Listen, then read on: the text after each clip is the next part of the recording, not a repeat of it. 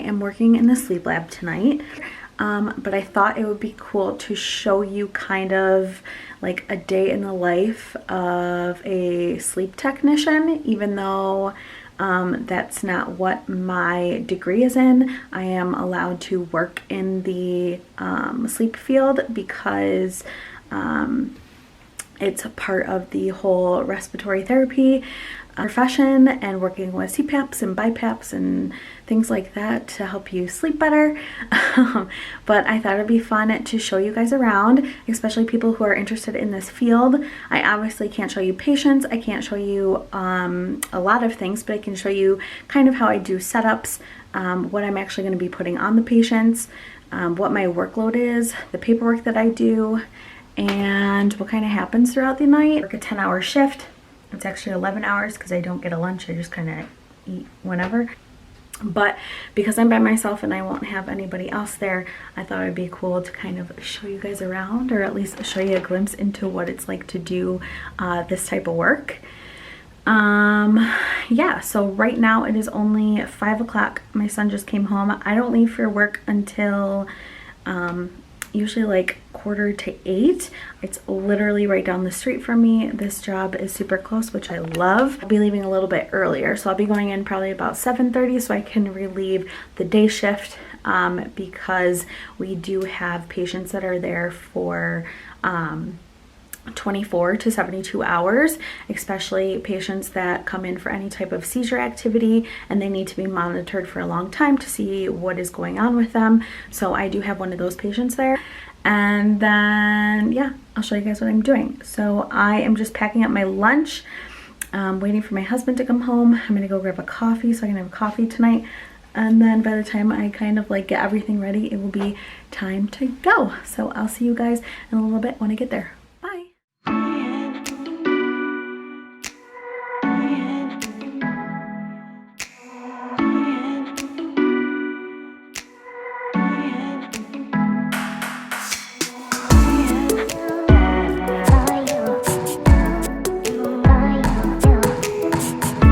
Okay guys, so I just got into work.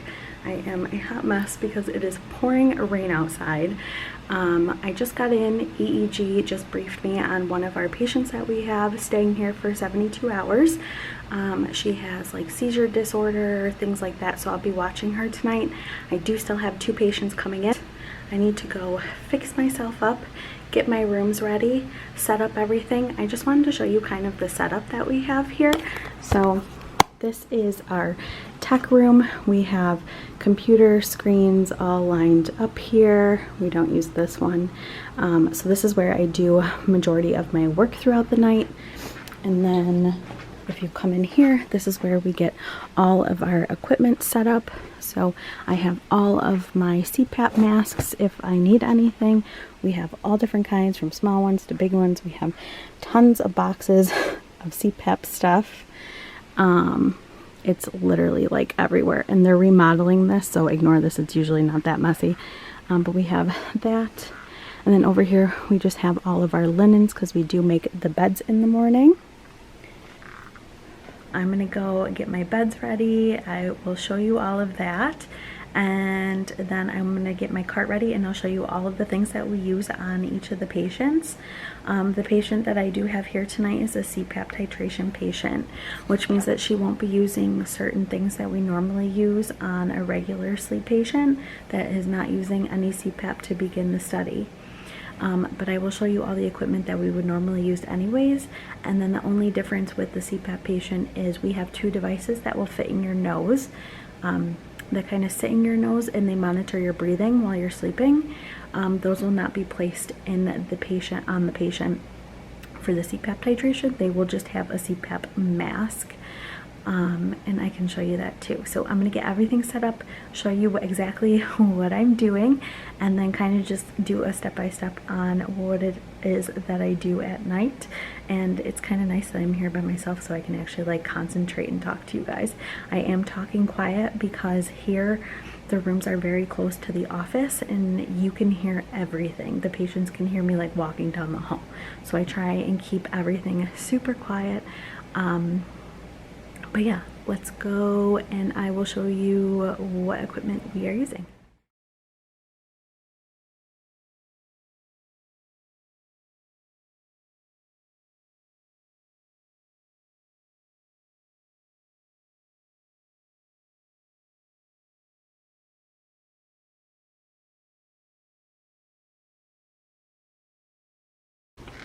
Okay, so I just want to show you guys what a typical room would look like when you come in.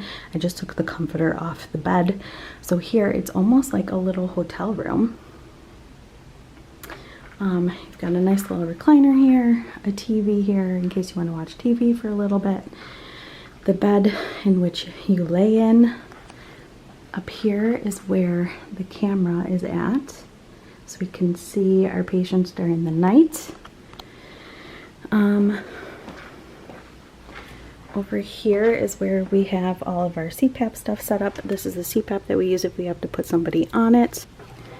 This is the device that we plug all of our wires into. That goes right to our computer to read it. This is part of the equipment that actually goes on the patient. And then we have the pulse ox, which goes on the patient and reads their oxygen throughout the night. So we have that. Ignore my nails, I didn't have time to do it. And then each patient has a bathroom. They just got cleaned, so just a sink, a toilet, a shower stall if they want to take a shower in the morning.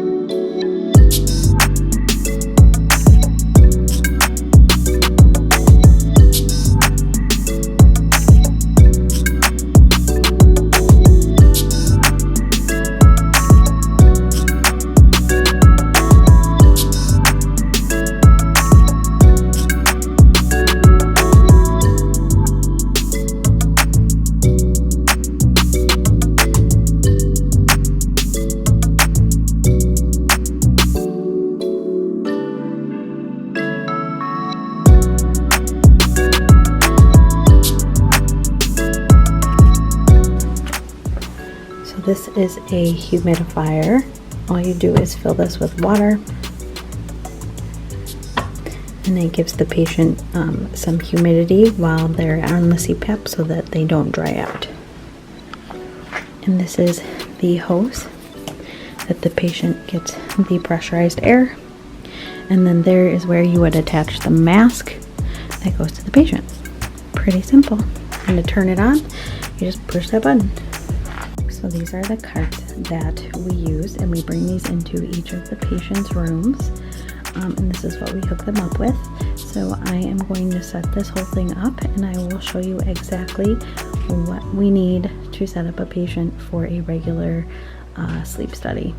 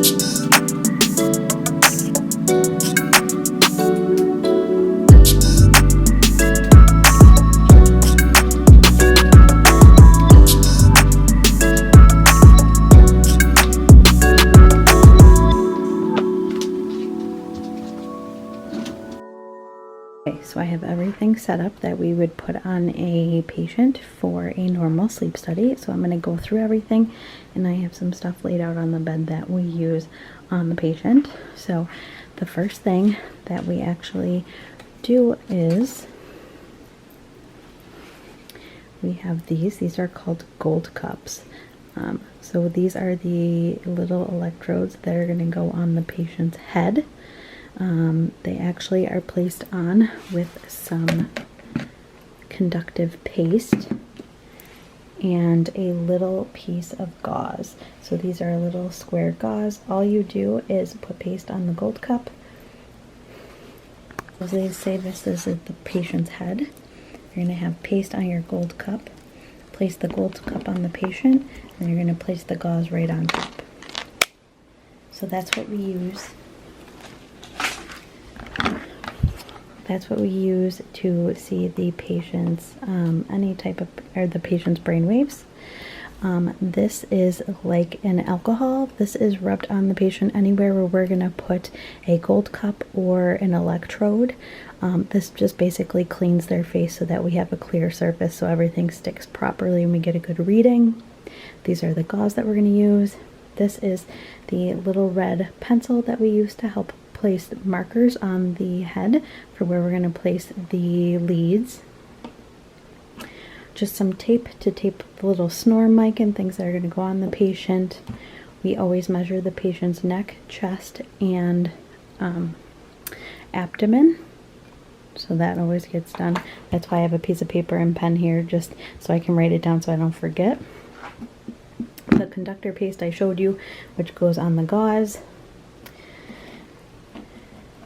This is called a snore mic. This is what goes on the patient. It goes right on their neck, and you just tape it on there, and we can pick up any snores or any sounds that they're making.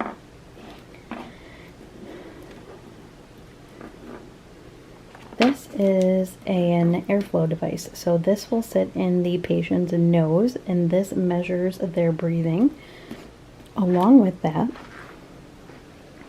goes this little device. So this is a PTAF, a pressure transducer. So this is just measuring the pressurized airflow from a patient. So when they're breathing in and out of their nose, no oxygen is pumped through this, even though it does look like a regular nasal cannula. That's not what it's used for. So these will go in the patient's nose together, the snore mic, and then these over here are our leads that go on their patient's face. And they are stuck to these little electrodes.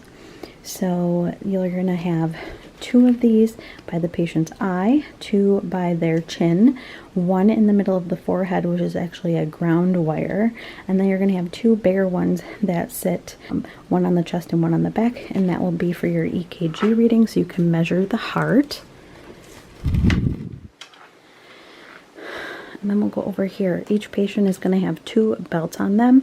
1 goes on their chest and 1 goes on their abdomen. These are measuring the chest rise and fall while they're breathing. So if you see a flat line in any of these, then you know that they may be having issues with obstructive apneas or something like that. If there's no chest rise, then they're not breathing properly. And then these ones are super long. These are for the patient's legs. These are also hooked to electrodes. So you're going to get 2 of these on each of the legs of the patient. And these measure for anything like restless leg activity. If someone's kicking in their sleep or having some issues with their legs, we'll be able to read that. So all of that gets plugged into this little box here, which is then connected to our computers, and we are able to read everything that is on the patient. And then they also get their pulse ox, which I showed you before. There's a CPAP. This little device here is for any pediatric patients you may have. Anyone that's under 13 years of age normally uses it. So they're going to actually have an extra wire that looks just like this almost, in their nose. So they're going to have this in their nose, this in their nose, and then a whole nother one. And what that does is it's plugged in over here on this machine, and that's going to measure the patient's CO2. So whatever carbon dioxide that they are breathing out, we are able to measure it on a child. And that, my friends, is basically a sleep study. So after everybody is already set in bed, we move on to the next step, which is biocals, and you'll see that when I'm all done hooking up my patients.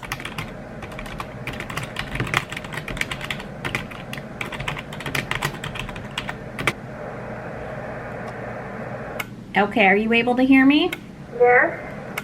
Okay, first thing I want you to do is close your eyes and keep them closed until I tell you to open them.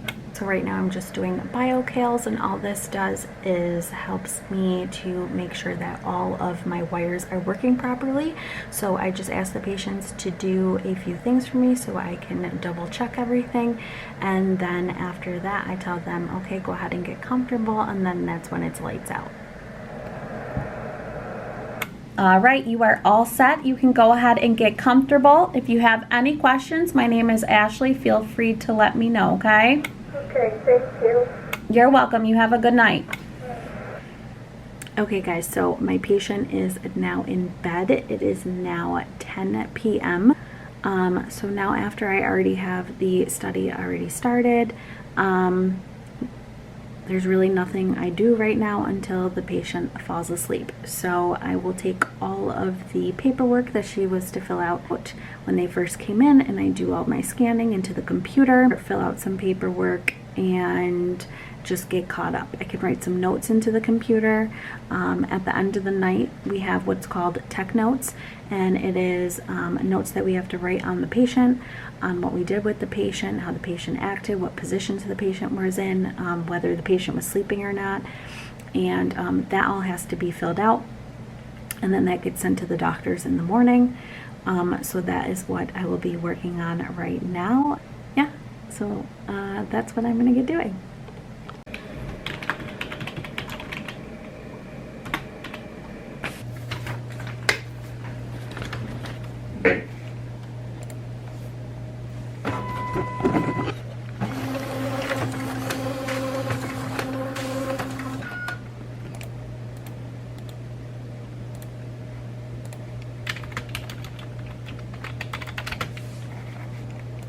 Okay guys, so it is now midnight.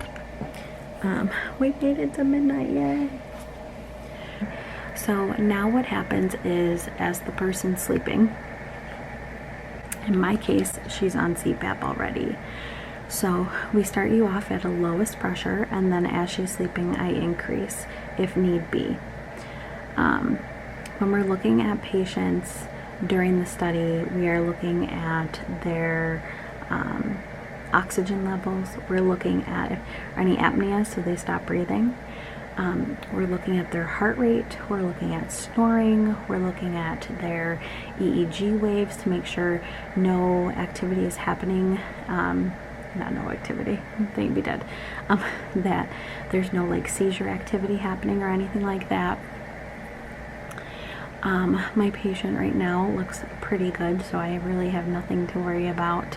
Right now I only had to increase her a little bit due to some issues in REM, and that's where most people have their issues, when they hit REM sleep, which is your dream state, or when they're in their supine position, so they're laying on their back. But so far everything is good. So if this person wasn't on CPAP, I would be looking at this patient every hour, and every hour that they're sleeping. So every hour of sleep we count to see how many times they had any type of apnea.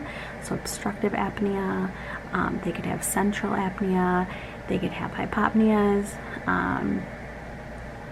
anything like that, and we are seeing whether or not they are severe enough that we need to put them on CPAP, or basically we're just watching them. So once they hit a certain number, that is when we know that we can go in and place them on CPAP. So when a patient comes in for just a regular sleep study, we have until 4 a.m. to be able to place them on CPAP if need be and titrate them. So now it is the time that I just kind of keep myself busy. We don't get a specified like lunch, like I don't leave for an hour or a half hour, anything like that. Obviously I'm the only person here tonight, so I can't really leave. But that's it. So now I just kind of keep myself busy. I'll do some cleaning. I always have packs of gauze with hairs that I can cut up for those little squares that I showed you guys that go on the electrodes on the head, or on the gold cups on the head. That's what I'm going to do tonight. So for the next 6 hours, I will be doing that. Hopefully everything stays pretty smooth and we don't have any issues with the patient. I really wish I could show you the actual study, but of course it's a HIPAA.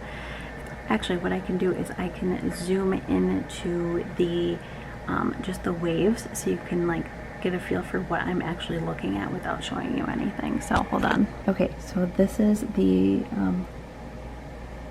computer screen that I am looking at. So right here, these up here are all the brain waves that I'm looking at, and these are the electrodes that this person is attached to. These would be their eye movements. So right now they're pretty much sleeping. You would see them open and close, like they would look like this if their eyes were moving. This right here is the chin lead. There's really no action going on when a patient goes into REM.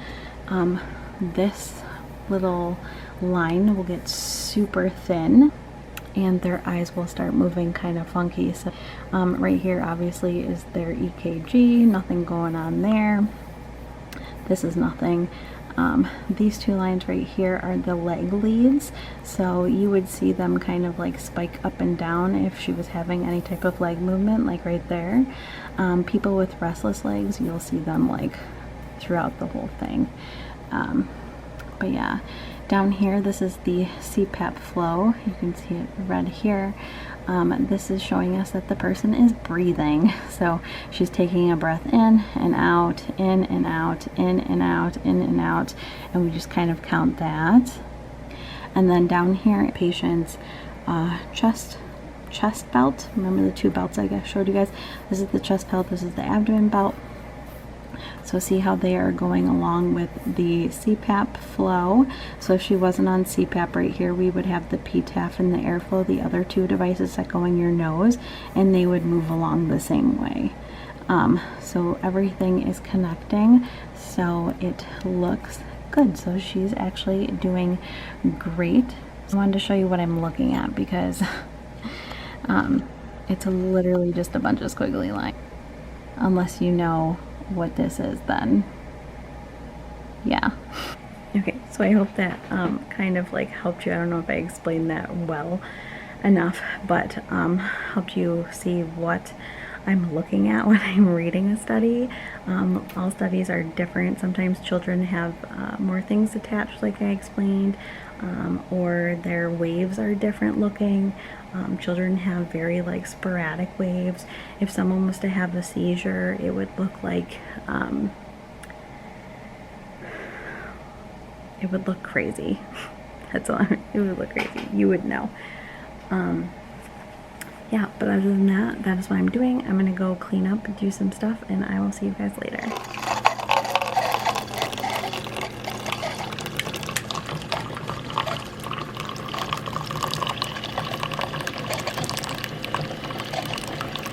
Hey guys, so it is now 4:45 in the morning. I am feeling all the feels. I'm so tired. I'm caught up on all my work. The patient will be getting up at 5:30 in the morning, so I'm just finishing up all my paperwork, scanning it in, making sure all of my basically T's are crossed and I's are dotted and whatever that saying is. I did all my work, and at 5:30 I'll be shutting down the study, cleaning all the equipment, fixing the bed up, scanning in one more sheet that the patient will be filling out, and that's it. And normally I can just leave when I'm done, but because I have a patient here for an extended study, I have to wait for the day shift to come in. So, and I am so ready to hit the sack. So as soon as they show up, as soon as day shift shows up, I am like bolting out of the door, driving home, and getting my butt into bed. But yeah, I made it through another night. Okay guys, so now it's just the end of my shift. I'm just cleaning up all the equipment. I have a ton of equipment on that cart that needs to be scrubbed and put away, so that's what I'm gonna do.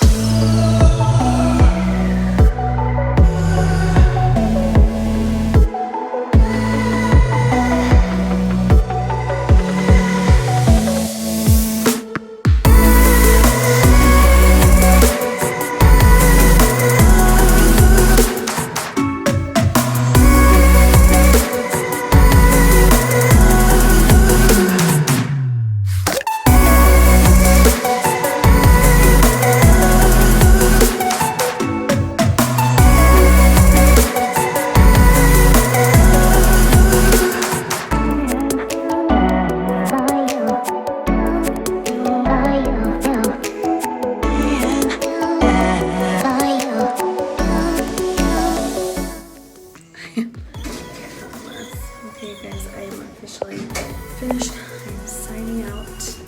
See ya in the next video.